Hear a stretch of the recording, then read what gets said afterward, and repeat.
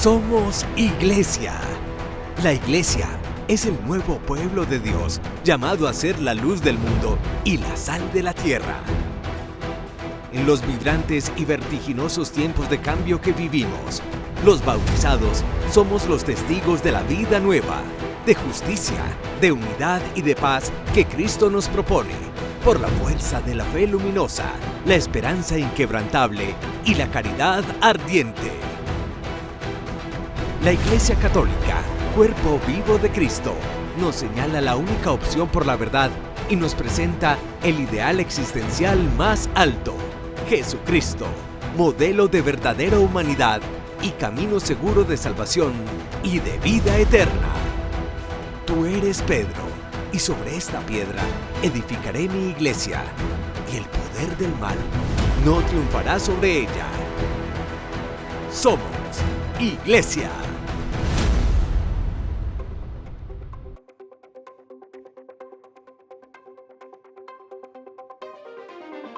Lourdes, el lugar en el que se apareció la Virgen y que ya tiene reconocidos 71 milagros.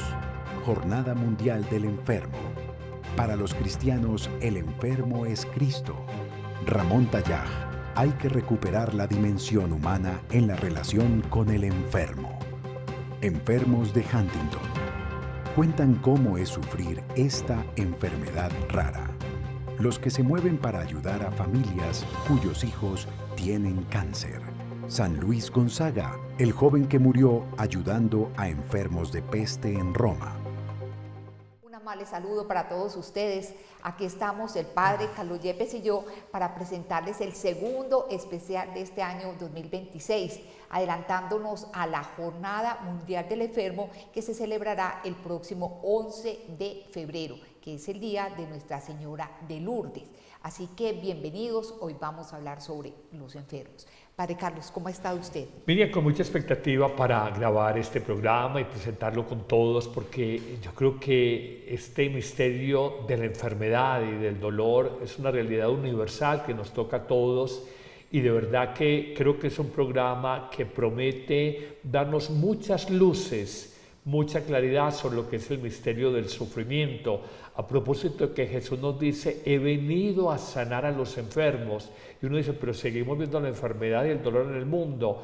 ¿Cómo opera esa sanación? ¿Cómo entender el misterio del sufrimiento? Son temas que vamos a abordar en este programa y que invitamos a que ustedes nos acompañen justo cuando dentro de una semana, como tú decías, celebraremos las apariciones de la Virgen de Lourdes, 1858, 11 de febrero, y se aprovecha para celebrar la Jornada Mundial de Oración por los Enfermos, porque en Lourdes, ella mostrando a Bernardita Subirú, el agua muy cerca del río Gave, dice, esta agua será un agua sanadora, y hemos encontrado numerosas decenas de sanaciones que se han dado allí en este hermoso santuario francés. Padre Carlos, y que el dolor, el sufrimiento, si es una cobija para todos los seres humanos, ¿no? Sí, es irónico, estamos en la sociedad del bienestar, de la comodidad, de hacerlo todo más fácil, de hágalo usted mismo, y sin embargo el ser humano experimenta un gran malestar, mucho sufrimiento, mucha enfermedad emocional, depresión, trastorno obsesivo compulsivo, vidas ansiosas. Es muy común escuchar esto, inclusive más en la gente joven que en la gente adulta. Entonces nos preguntamos, ¿será que el camino del bienestar que hemos escogido desde la comodidad, desde la tecnología, del entretenimiento, escogimos un camino equivocado, tomamos un camino equivocado? Yo pienso que sí, porque no es trabajar el bienestar solo con las cosas externas, sino el bien ser con nosotros mismos. Y eso el ser humano lo ha olvidado, porque ha olvidado lo que es la espiritualidad, que en el fondo es el cultivo de la vida del espíritu, el cultivo de la vida interior. Bueno, Padre Carlos, y vamos a iniciar el programa recordando el lugar de las apariciones de la Virgen María allá en Lourdes, a Santa Bernardita Subirú. Así que vean ustedes. Solo 15.000 personas viven en Lourdes, pero cada año llegan a este santuario francés entre 5 y 6 millones de peregrinos. un lugar que ha sido escenario de numerosas curaciones milagrosas. De hecho, en diciembre se reconoció el milagro número 71.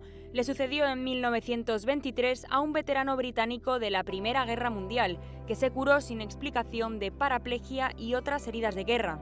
La primera aparición de la Virgen en Lourdes fue el 11 de febrero de 1858 a una niña llamada Bernadette. El santuario se convirtió en un lugar de peregrinación al que acuden muchos enfermos. Resulta curioso, Padre Carlos, y muchas personas se pueden preguntar cómo es posible que a Lourdes viajan miles y miles de personas cada año, pero solamente se han registrado 71 milagros comprobados. A ver, el milagro es la verificación de manera autoritativa por la Iglesia, por estudios médicos, por un seguimiento clínico de un enfermo y de una recuperación sobrenatural o extraordinaria. Hablar de 71 milagros verificados, estudiados, comprobados nos parece relativamente poco, pero creo que el gran milagro de Lourdes es la sanación interior, la sanación espiritual.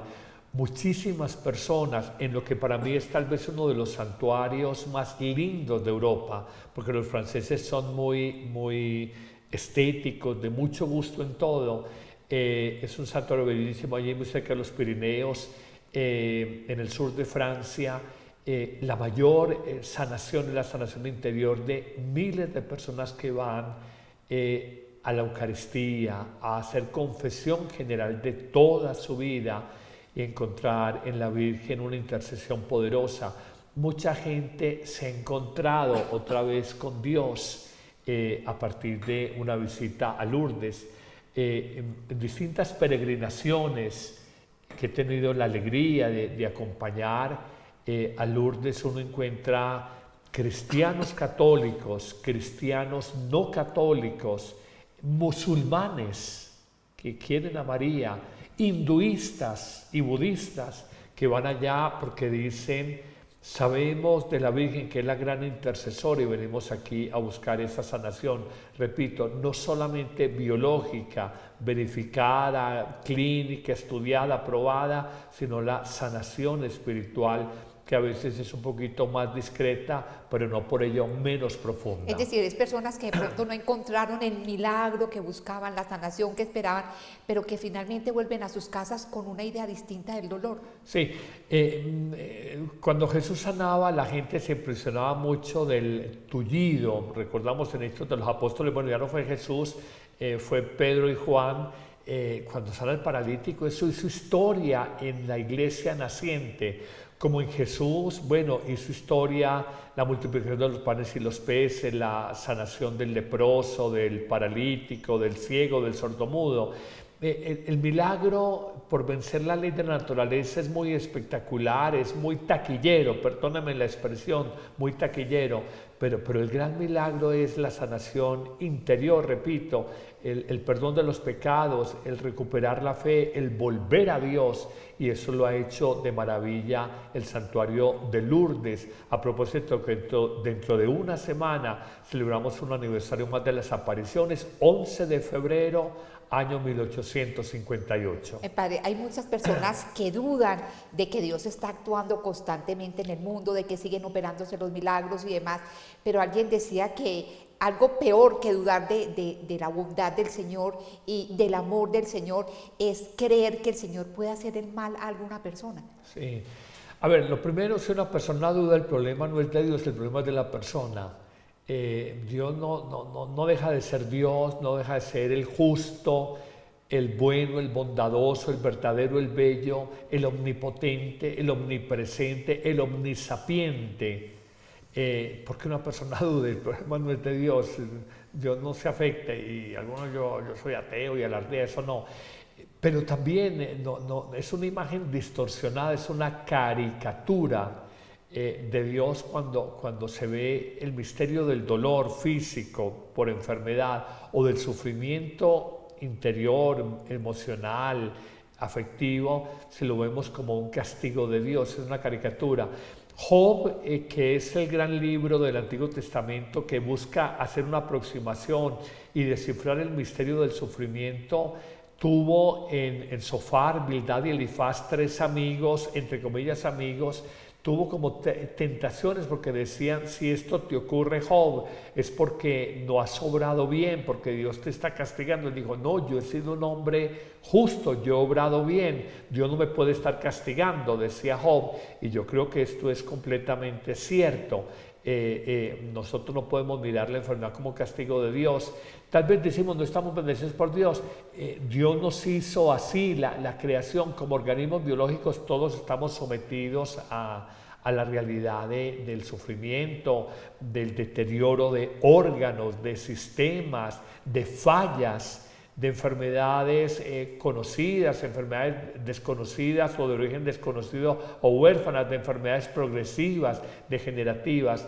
Es parte de nuestra condición humana y no podemos achacarle eso a Dios y menos pensar que es un castigo.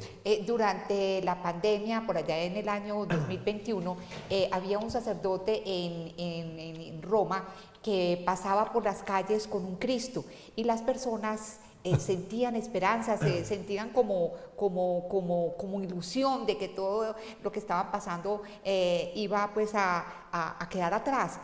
Con solo ver este Cristo que este padre llevaba. Pues bien, veamos lo que dice el padre Roberto Tomaino, que le atiende en un hospital a los enfermos, sobre lo que es el dolor, lo que es el sufrimiento. Como capellán de un hospital me doy cuenta que lo que más asusta no es tanto la enfermedad, es el quedarse solo en la enfermedad. He visto tantas personas afrontar todo tipo de enfermedades y pueden salir adelante ya que no están solos. Pienso que la tarea del cristiano no es tanto buscar la razón de la enfermedad, más bien es acompañar al que sufre. Además, dice que el sentimiento de llevar esperanza en medio del sufrimiento debe estar acompañado por las ganas de dar la propia vida y la indignación delante de las grandes injusticias. Es que es una triste realidad lo que dice el padre Roberto Tomaino, y es que cuando una persona está enferma se da cuenta de que los amigos no eran tantos, los familiares ya que se van, no atienden. En las buenas todo el mundo sí. está con uno, es amigo. En las malas que se conoce quién es amigo. Exactamente, padre. Ese terror, ese miedo, es a quedar solo, ni siquiera es a la misma enfermedad, al dolor, sino a una realidad como esta. Una alegría compartida es doble alegría, y un dolor, una enfermedad compartida o sin compartir es doble enfermedad cuando estás en soledad. Esto es absolutamente cierto, y no solamente por un tema del COVID, sino por el tema de la falta de fe. Una cosa es sufrir sin Dios y otra es asumir la enfermedad en Dios. Yo recuerdo un sacerdote en Medellín, durante la pandemia, en un carro colocó una custodia grande con el Santísimo Sacramento, iba por las calles, pitaba para que la gente llamara la atención en la soledad de la pandemia. Allí empezó en Italia 8 de marzo, para nosotros nos empezó como en Antioquia creo que el 20, y a todo el país como el 24, pasando un puente festivo, recuerdo. Acabamos de pasar la fiesta de San José, ya nos confinaron, y este sacerdote pasaba por las calles con el Santísimo Sacramento. La gente salía a los balcones, se salía a la puerta y se persignaban o se santiguaban, y en el fondo se sentían acompañados por la Eucaristía, el Santísimo Sacramento de la Eucaristía. A veces no tenemos el acompañamiento humano, pero nunca nos va a faltar el acompañamiento de Cristo. Padre Carlos, ¿qué debemos saber sobre un enfermo para entenderlo, para saber, para comprender, digamos, todas sus reacciones, sus necesidades y demás? ¿Qué debemos de saber? Una verdad de perogrullo: el que padece, compadece. Uno tiene que haber vivido la enfermedad para entender un enfermo. Yo recuerdo cuando me operaron de un aneurisma cerebral, 16 de agosto del año 2017, 2018, ya, bueno, no recuerdo el año, creo que 2017, sí, 2017, uno está en una unidad de cuidados intensivos. Eso no es bueno, es una realidad del ser humano, pero eso te lleva a entender el misterio de la enfermedad en otra persona cuando está en una unidad de cuidados intensivos. Quien vive un secuestro entiende el dolor de un secuestrado, quien vive la pobreza entiende el dolor del pobre, Quien vive la injusticia entiende el dolor de quien es maltratado. Entonces, lo primero es entender que esto no le pasa a los demás y a mí no me va a pasar. Porque cuando uno no ha vivido, uno se vuelve indiferente o cuanto más presenta una solidaridad formal, pero una solidaridad real. Pero cuando uno ha vivido y cuando uno ha conocido el misterio de la enfermedad en la vida de uno dice, Dios mío, cómo agradece un buen médico, una buena enfermera, un buen familiar y sobre todo la fe en el Señor, que en último término, porque los seres humanos se acompañan hasta cierto punto, el médico le dice, ve, hasta aquí puedo, ya no puedo más con su cáncer, aquí no hay más que hacerle. Una persona dice, yo no puedo ayudarte más, es que no sé cómo hacerlo, me desesperas, viéndote la impaciencia, no sé qué, apoyarnos en Dios, porque a veces la enfermedad desespera y no es gratuito que a un enfermo lo llamen paciente. El médico dice, buenos días, ¿cómo amaneció el paciente? No dice cómo amaneció el enfermo, porque si algo necesita uno es paciencia. Yo recuerdo visitando en Cardiovid, que antes era la clínica cardiovascular, una chica llevaba 12 meses, un año en la clínica, y era la tercera temporada, y siempre estaba 12, 13 meses por una enfermedad de lupus y no sé qué, y uno dice, Dios mío, como una enfermedad, y una chica absolutamente madura en la fe, porque uno pasa una temporada de un año, una persona joven, 3 temporadas llevaba internaciones o internados de 12, 13 meses en una clínica. Uno se quiere enloquecer si no tiene una fe muy profunda, porque el dolor no deja de escandalizar. Padre Carlos, pero es que hay que entender, pero usted lo dice muy bien, que por ejemplo un enfermo es una persona que puede ser mal geniada, una persona que está deprimida, una persona que no quiere hablar, una persona que quiere permanecer aislada, que no la vea nadie. Esas son cosas que nosotros tenemos que entender de ese enfermo para mirarlo de una manera distinta, ¿no? En la enfermedad hay un duelo, hay un proceso de asimilación del dolor, duelo, proceso de asimilación del dolor, y en un duelo hay etapas.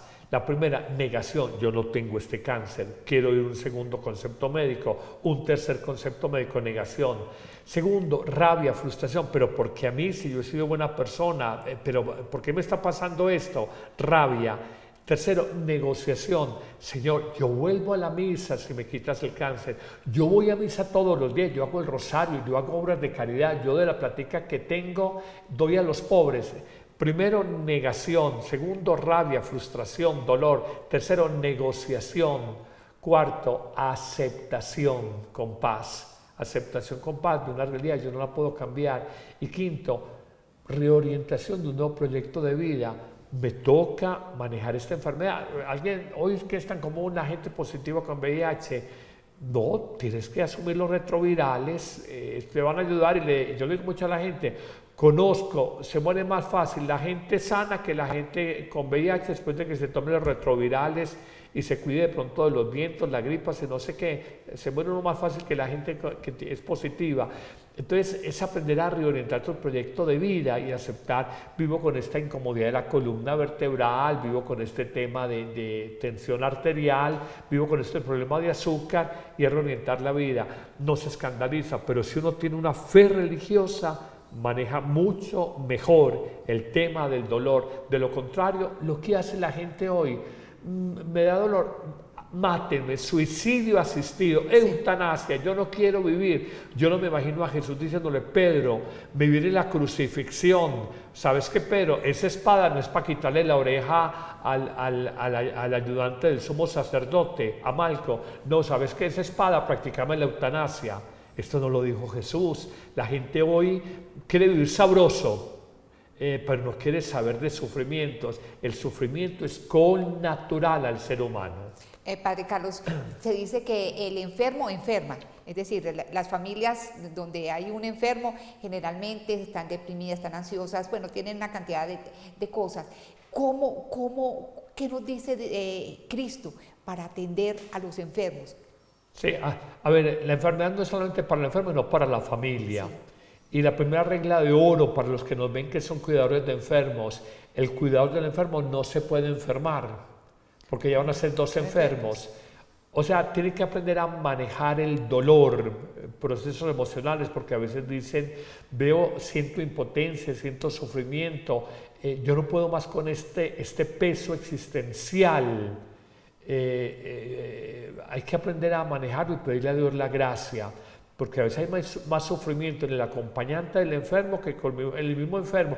El enfermo a veces en silencio va llevando una enfermedad terminal y va viendo que su vida se apaga, pero la familia sufre terriblemente y tiene que aprender a manejar esto y acompañar al enfermo. Que decirle al Señor, como dicen todos los enfermos, ten compasión de mí. El ciego Bartimeo, Jesús, hijo de David, ten compasión de mí. El ser humano tiende a sentirse muy autosuficiente. Yo lo puedo todo, yo tengo mi empleo, yo tengo un buen salario, yo tengo 38 años, yo tengo salud, no sé qué. El ser humano a veces es muy autosuficiente y olvidamos tres cosas. Todos nos enfermamos, eso nos hace débiles, Miriam, todos nos enfermamos. Dos, todos estamos expuestos al mal de otros. Una dictadura política, la violencia que mata a una persona atracándola en la calle, asaltándola, y todos estamos expuestos a la muerte. Entonces, el misterio de la enfermedad, el misterio del mal de otros o el mal personal y el misterio de la muerte nos muestra lo frágiles que somos, y solo nos queda decirle al Señor, ten compasión de nosotros. Y voy a decir algo que me encanta repetir: cuando uno clama la misericordia a Jesús, al corazón de Cristo, uno pide su piedad, su misericordia, uno tiene la llave con la que abre el corazón de Cristo. Todo lo que pidamos, la experiencia de Bartimeo y de otros personajes del Evangelio, es la experiencia que supo apuntar por dónde, alguien dice, ¿por dónde me le meto a este político, a este presidente de la empresa para pedirle un aumento de sueldo? Di cómo me le meto a Cristo para ganarme su bendición, y dile simplemente con humildad y confianza, las dos palabras, humildad y confianza, pídele, Señor, ten compasión de mí, ten compasión de este enfermo. Es tan importante la ayuda, el acompañamiento que necesita una persona cuando está enferma, que el Vaticano aprobó que los enfermos tengan un médico de cabecera, quienes además de recetarle procedimientos, medicamentos, en fin, lo que necesite, los escuche, los llame, digamos, a determinadas horas del día, que los haga sentir que no están solos. El Vaticano pone en marcha la primera campaña mundial para reconocer la labor del médico de cabecera y su protagonismo para conseguir un trato más humano con el enfermo. La asociación Somos Community Care y la Pontificia Academia para la Vida se unieron en la campaña Gracias Doctor. El doctor Ramón Tallaj insistió en que la atención que el médico de cabecera puede ofrecer a un paciente es una relación más humana y completa. Su experiencia con enfermos en los barrios más pobres de Nueva York les llevó a defender la medicina preventiva. Asegura que solo se pueden prevenir las enfermedades crónicas si existe una relación constante con un médico que conozca el historial del paciente. Entendemos que debemos volver a esta relación del médico y el paciente, donde el médico de cabecera, el médico de familia, es importante, que te conoce a ti, conoce a tu familia, conoce a tus padres, conoce a tus hijos. Y él ha estado por generaciones. Y es una persona que va a verte de una manera completa y tú tienes confianza en él. La Pontificia Academia para la Vida ha mostrado su apoyo a esta organización. Durante el evento de apertura, Monseñor Paglia subrayó cómo los avances tecnológicos o las máquinas ayudan a que los pacientes se sientan mejor, pero que el médico de cabecera puede ofrecer atención a otros aspectos de la vida del paciente. Hablar de médico de cabecera significa recuperar esa dimensión humana de la relación con el enfermo. Eso es a menudo más importante que la propia medicina. Esta mañana en el encuentro con el Papa, él mismo ha insistido precisamente en esto, en la importancia de la relación directa. El acto inaugura la primera campaña mundial para reconocer esta labor. Somos Community Care tiene más de 1 millón de pacientes. Son más de 2.500 médicos los que atienden a los enfermos en los barrios más necesitados de Nueva York, donde la mayor parte de sus pacientes son migrantes. De enfermedades en el mundo, hay tratamientos, hay medicamentos, pero hay un sector de la población que padece las llamadas enfermedades huérfanas o enfermedades raras. Veamos el testimonio de unas personas que padecen el síndrome de Huntington. Muchas de estas personas han escondido durante años su enfermedad como una vergüenza o una maldición. Tienen la enfermedad de Huntington, una enfermedad genética incurable que poco a poco va deteriorando el cerebro y el sistema nervioso. El lugar donde más casos hay es en Sudamérica, en zonas con muy pocos recursos. Esta mujer tuvo que abandonar a su familia para poder ayudar a su madre a cuidar de sus 4 hermanos. Todos padecen esta enfermedad. Me reprochan porque dicen que no les dediqué todo el tiempo que ellos necesitaban. Pero ellos están bien hasta ahora, gracias a Dios. Y mi mamá y mis hermanos me necesitaban más. Es bastante complicado tener uno que lidiar a sus hermanos en estas condiciones, con esta enfermedad. Ya van 4 ya fallecidos, mi papá y una sobrina. El periodista Charles Sabin vivió en primera persona la entrada de esta enfermedad en su familia. No sabía de la existencia de la enfermedad de Huntington hasta que en 1994 a mi padre, que estaba enfermo de algo, se lo diagnosticaron. Fue un shock enorme, pero de este modo fue como descubrí que así es como las personas conocen que alguien de su familia padece de Huntington, siempre de sorpresa. Ahora, alejado de la comunicación, es defensor de pacientes con enfermedades cerebrales degenerativas. Asegura que lo más difícil para quienes la sufren es reconocer su enfermedad. Lo que ocurre es que las personas se preocupan por el estigma asociado con esta enfermedad y mi familia, como muchas otras, escondió la enfermedad a otras personas, pero también a los miembros de la familia, como mi hermano o yo. Esos son los extremos a los que llegan las familias. Padre, oiga este dato, hay entre 6.000 y 7.000 enfermedades raras o enfermedades huérfanas. Es decir, hay muchas personas que hoy se sienten impotentes, solas, desesperadas, porque no hay, digamos, una respuesta a sus males. Sí, completamente de acuerdo, Miriam, y hay una verdad muy grande, y es que el dolor no deja de escandalizarnos, no deja de aterrarnos, no deja de generarnos pánico, miedo. Uno sabe que el sufrimiento es parte de la vida, pero otra cosa es cuando ya lo está sufriendo. Conozco en esta trayectoria de la vida como sacerdote no pocas personas que dicen, padre, tengo una enfermedad, entre 1 millón de personas, entre medio millón de personas, que uno le cuestiona por qué me tocó a mí. Yo pienso muy desde la fe una verdad que creo que es muy importante. Jesús le dio sentido al dolor. Y el sentido que Jesús le dio al dolor fue un sentido redentor, salvador, purificador. Cuando uno no entiende el dolor, se hace el más gravoso, más pesado, y perdónenme el pleonasmo, el dolor se hace más doloroso. Es una redundancia o un pleonasmo. El dolor se hace más doloroso. Cuando uno entiende, Cristo no murió en una cama, sino en una cruz. Cristo murió asumiendo todo el dolor físico de una corona de espinas, de una crucifixión de manos y pies, de un azotamiento de su cuerpo desnudo, de cargar la cruz por 700 metros, el patíbulo de la cruz, él solo, de la humillación, de la ingratitud, del abandono, que es otra expresión del sufrimiento ya en el plano emocional. Nosotros tenemos que decir, él le dio un sentido redentor.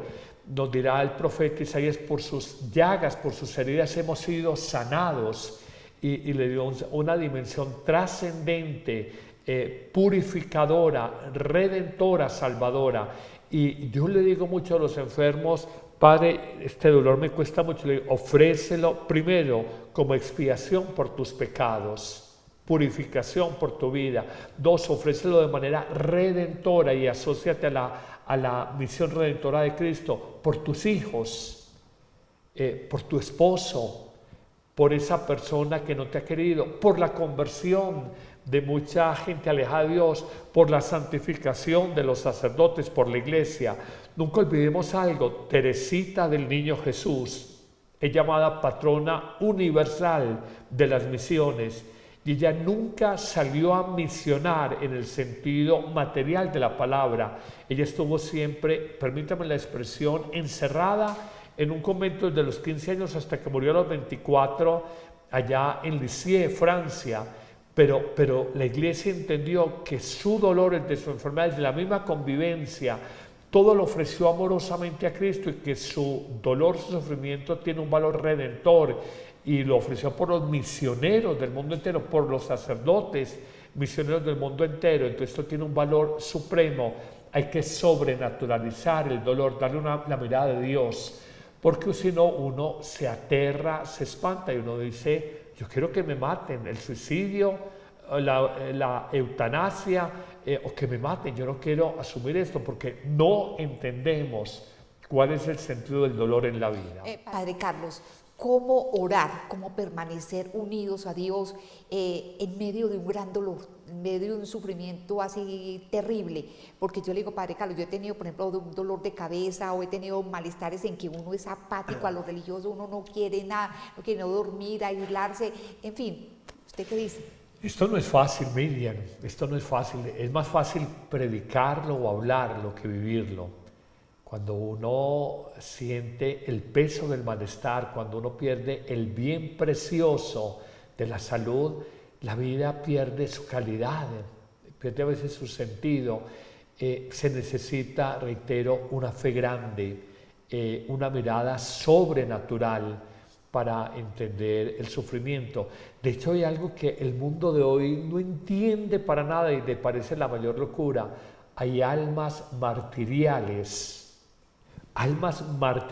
y de martirio, almas que dicen: yo quiero asumir el dolor de esta persona, y piden a Dios asumir el sufrimiento de una persona para redimirla, para ofrendar por ella, o tienen un sufrimiento personal y lo ofrendan por los demás, y le dan el enfermo. El dolor es misionero. El enfermo, cuando una persona me dice: padre, tengo 80 años, 85 años, me mantengo muy enferma, yo quiero evangelizar, pero ya no tengo la salud. Le dije: desde tu lecho, tu cama de enferma, desde tu edad octogenaria, ofrenda a Dios tu malestar, tu indisposición, tu falta de salud por la conversión de los pecadores. Y tiene sentido. Pablo dice: aún no hemos completado los dolores de la pasión de Cristo en la obra de redención. Y claro, la obra redentora mayoritaria, máxima, la ha hecho Cristo, pero tú y yo podemos aportar un granito de arena en esa misión altísima de la redención de la humanidad. Y es la vida de muchísimos santos, muchísimos, que dicen: ofrendaron su sufrimiento por la conversión de personas, por la santidad de consagrados y consagradas, y alcanzaron así también ellos un camino de perfección y de santificación personal. Padre Carlos, ¿cómo se siente a Dios en medio de la enfermedad? Porque hay personas que pueden pensar: Dios no me escucha, Dios se olvidó de mí, Dios de alguna manera me está castigando, no sé. Hay una fe superficial que es: Dios me ama porque tengo un buen carro, una buena casa, un buen trabajo, buena salud, una buena esposa, un buen esposo, una familia bien. Dios me ama. Eso es muy fácil de entender, el amor de Dios. El libro de Job, que es el sufrimiento del hombre justo, el sufrimiento del inocente, él decía: yo lo he hecho bien. Y en ese diálogo imaginario, simbólico con Satanás, dice: pero es que él te alaba porque le ha dado todo. Entonces le dice a Dios: quítale todo menos la vida. Le quita la familia, le quita la hacienda, los bienes, la finca, el ganado, la salud luego. Y aún los amigos lo miran con sospecha: te está castigando. Y dice: no ha sido así. Y empieza todo ese proceso. Job al final, en un proceso de maduración, primero de rechazo, de enojarse con Dios, y luego de aceptación, él entiende que allí hubo la bendición de Dios. En las exequias, la gente a veces dice espontáneamente una frase que es del libro de Job: el Señor me lo dio, el Señor me lo quitó, hablando de un muerto, de un ser querido. Bendito sea el nombre del Señor. Y continúa el libro de Job: si de Dios recibimos los bienes, ¿por qué no podemos recibir esta situación adversa? porque no la puedo manejar. Nos dice el libro de Job que al final fue premiada su fe y fue restituido en bienes, en familia, en salud y en bendiciones para su vida. Esto es la fe y esto es la maravilla de la fe y es el desafío de la fe, porque en la prosperidad es fácil tener fe, pero en la prueba todo el mundo se sacude, todo el mundo se cimbronea en los momentos de prueba. Una quiebra económica, la muerte de un ser querido, una enfermedad muy dolorosa, incapacitante, sin ser necesariamente mortal o terminal. Esto nos sacude a todos. Pedirle a mi Dios, dame la fe. ¿Qué va a pelear uno con la realidad? El budismo, y es una tradición religiosa que tenemos que respetar, afirma una verdad. ¿Por qué sufre el hombre? Es la gran pregunta que se hace en su momento Buda. Él habla de los deseos, porque el ser humano tiene deseos no atendidos, deseos insatisfechos, pero hay algo más profundo. El sufrimiento es connatural con la vida y uno no puede pelear con la realidad. Y a mí me gusta mucho decir en los retiros, todo sufrimiento en el fondo es un rechazo a la realidad. Yo no acepto esta situación de pobreza, la has tratado de cambiar pero no has podido. Yo no acepto esta situación de fealdad, quieres ser bella pero no has podido. Yo no acepto esta situación de soledad, quieres que otro te ame pero no te ha amado. Yo no acepto esta situación de enfermedad, has ido donde los médicos pero no te han curado.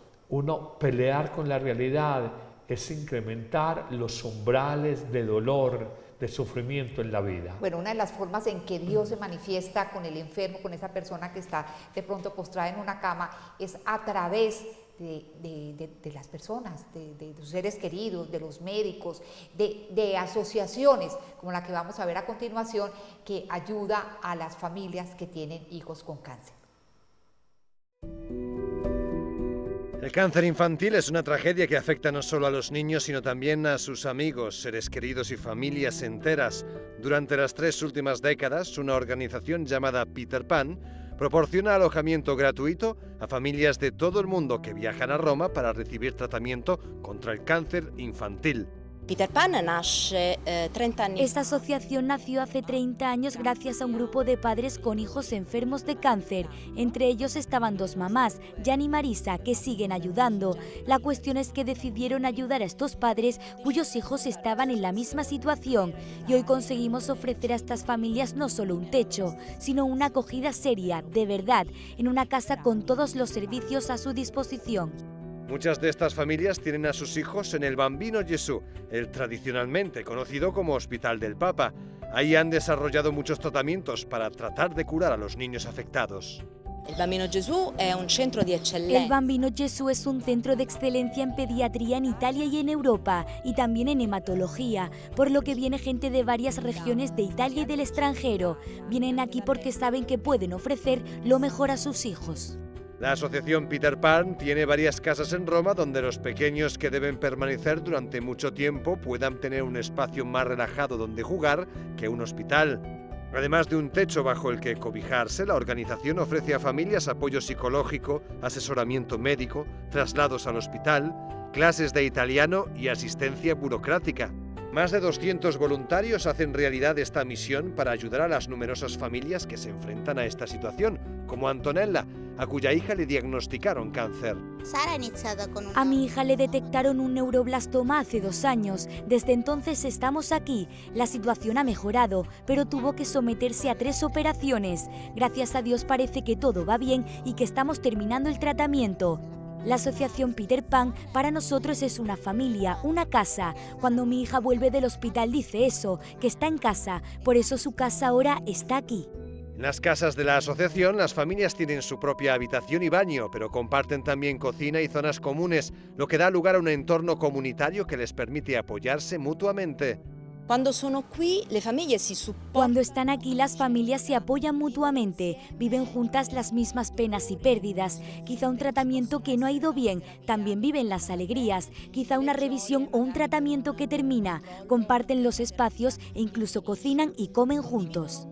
El apoyo mutuo que se dan estas familias en el hogar de Peter Pan a menudo les ayuda a superar lo que para muchos es el momento más difícil de sus vidas. Yo diría que por cada enfermedad que existe, por incluso enfermedades raras, hay un grupo de personas o una asociación que vela por quienes padecen esta, ¿no? No dejan de haber ángeles, personas que a veces en una situación económica te ayudan, en una enfermedad te apoyan, te acompañan.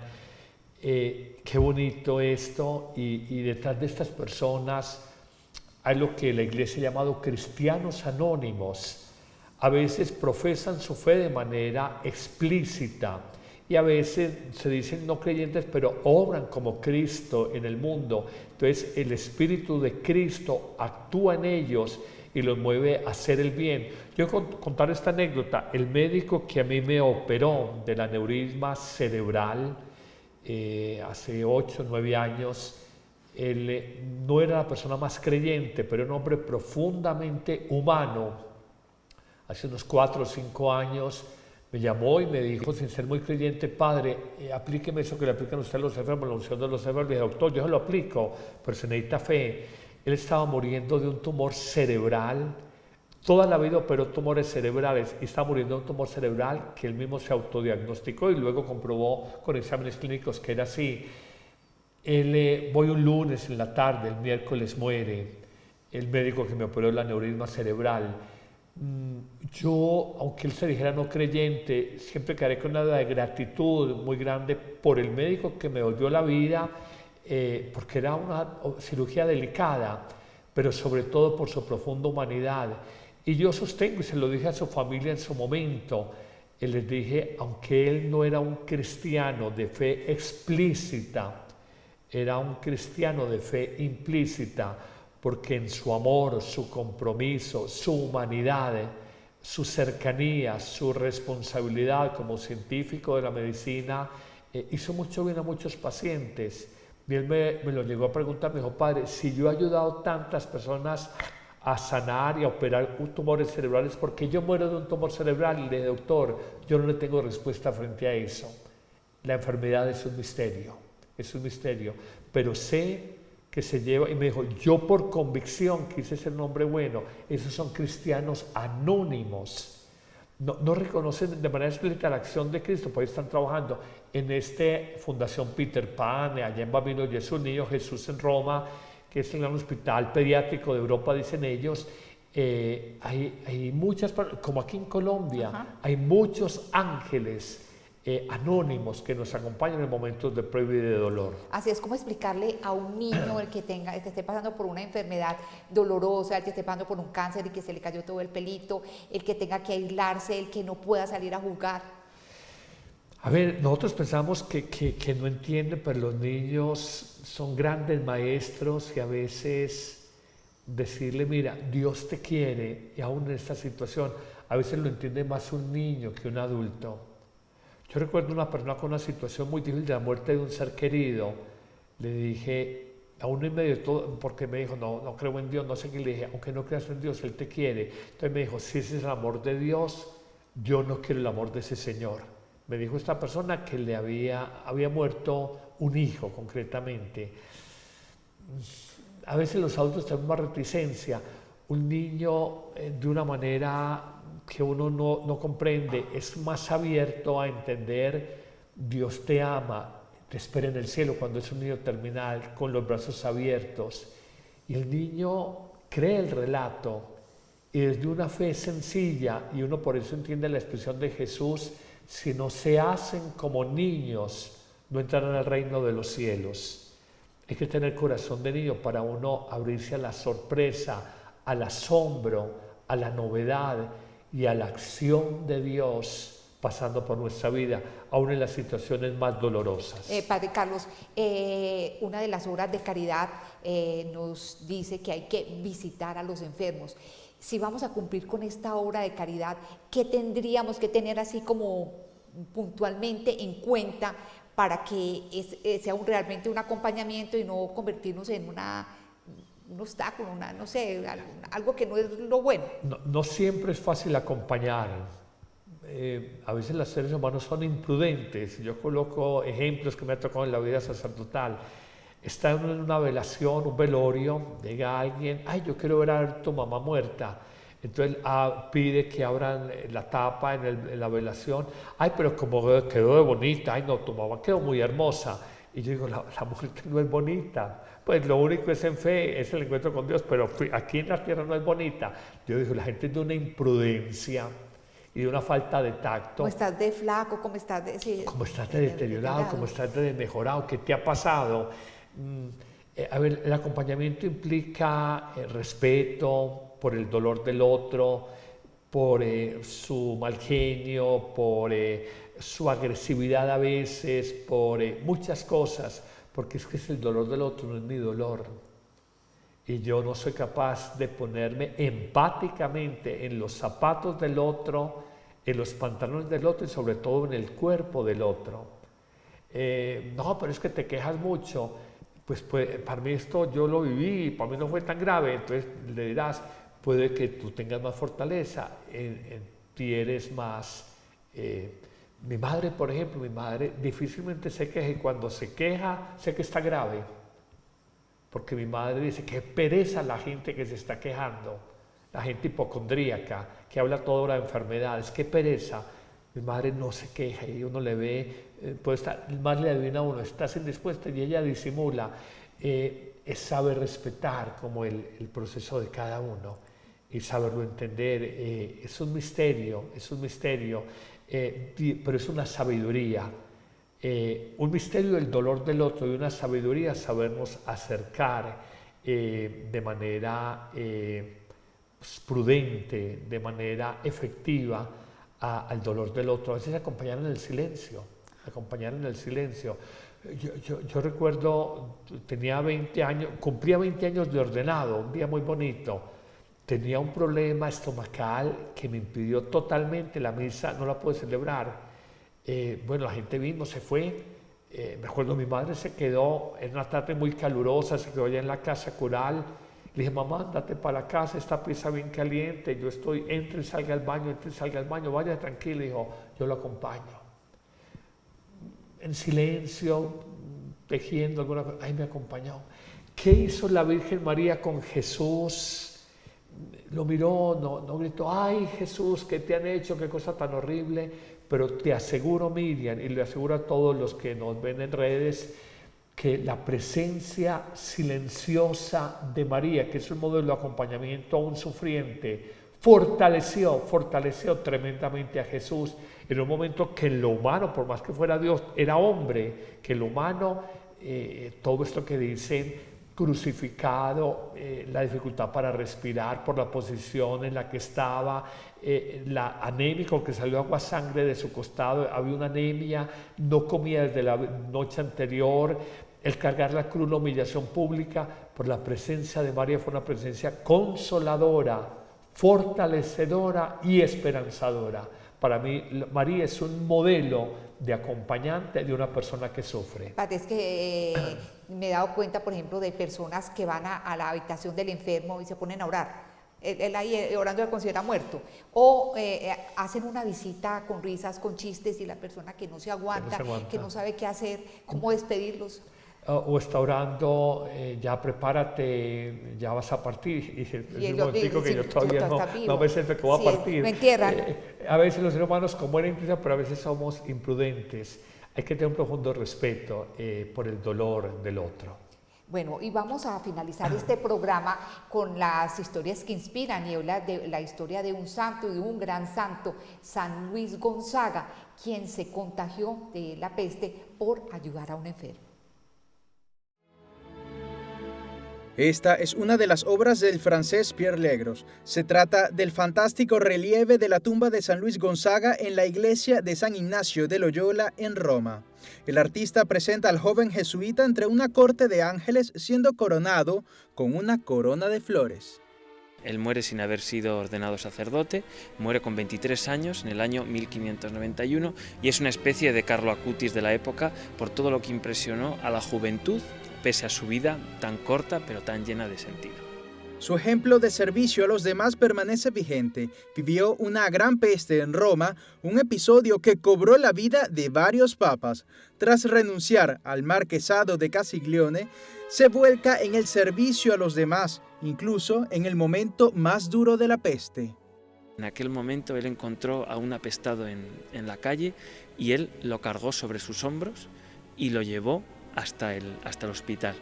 Y en ese momento fue el último gran acto de amor y de fe de su vida. Y en ese momento él se contagia de la peste y ya después viene aquí al Colegio Romano, a la habitación que todavía se conserva, donde él pasa su agonía y su muerte. Esa agonía es representada en el relieve de la tumba del santo, recubierta de lapislázuli. A los lados del altar se encuentran dos ángeles que representan la pureza y la penitencia, virtudes que caracterizaron su vida, en la que tuvo que mantenerse firme ante su familia. Era noble, era el heredero y por lo cual no podía entrar en una orden religiosa y menos aún una orden religiosa naciente como era la Compañía de Jesús, que no estaba asociada a ninguna dignidad eclesiástica y él debía mantener el linaje de la familia. Al final obtiene el permiso de su padre y cede la corona del marquesado a su hermano, diciéndole: ¿quién de los dos es más feliz? Ciertamente yo. Él sabía que corría el riesgo de contagiarse y aún así ayudó a ese enfermo. Un amor sin límites. ¿Qué es el amor cristiano? Es un amor que no calcula, un amor que no busca asegurar su propio bienestar, un amor que para algunos es imprudente hasta la locura, pero mira la frase tan bonita: ciertamente ¿quién es más feliz? Yo. Había hecho la obra de Dios y es el camino de Jesús el que fue entregando la vida. No sabía ese detalle, no lo sabía, que había sido una familia noble y el tema del linaje, que no veían bien que se entregara una vida en la Compañía de Jesús cuando estaba apenas empezando. No son los jesuitas que hoy conocemos, tan reconocidos en la iglesia. Gloria a Dios por la vida de los santos y gloria a Dios por el testimonio de grandeza, de heroísmo, de entrega amorosa que hicieron cargando a un enfermo de peste. Él se contagió de la peste. Así es, Padre Carlos. Y si no podemos ayudar a un enfermo por diversas circunstancias, por lo menos podemos orar por ellos, adoptarlos espiritualmente. Es decir, que en cada oración, en la noche o en el día, oremos por esa persona, ¿sí? Todo el tiempo, incluso después de muertos. Es lo mismo que podemos hacer y creo que este programa nos sensibiliza a Miriam y buscamos eso. Cuando dentro de una semana vamos a celebrar la Jornada Mundial de Oración para los Enfermos, queremos que este programa haya sido una preparación desde una perspectiva católica, creyente, frente al misterio de la enfermedad, que repito, y así empezamos el programa, en la sociedad y en la mentalidad del bienestar. Yo quiero estar siempre bien, no quiero ir a clínica, no me inviten a eso, yo no quiero saber de eso. Por más que haya negacionismo, ya no del cambio climático, sino negacionismo del dolor y la enfermedad, es parte integral de la vida y es negar la realidad. Todos hemos pasado o vamos a pasar por situaciones de enfermedad que generan sufrimiento y contradicción en la vida, y solo está Dios para sanarnos, para consolarnos, para acompañarnos, y tenemos que ser imágenes de Cristo porque vemos en el enfermo al mismo Cristo vivo. Así es, Padre Carlos. Bueno, muchísimas gracias por habernos acompañado a lo largo de este programa. Muchísimas gracias, Padre Carlos. Muchísimas gracias a Main Comunicaciones, Ron Reports y Adrián Maduro en el Control Master. Los esperamos en un próximo Somos Iglesia. Que estén muy bien. Que la Virgen de Lourdes acompañe e interceda por todos los enfermos.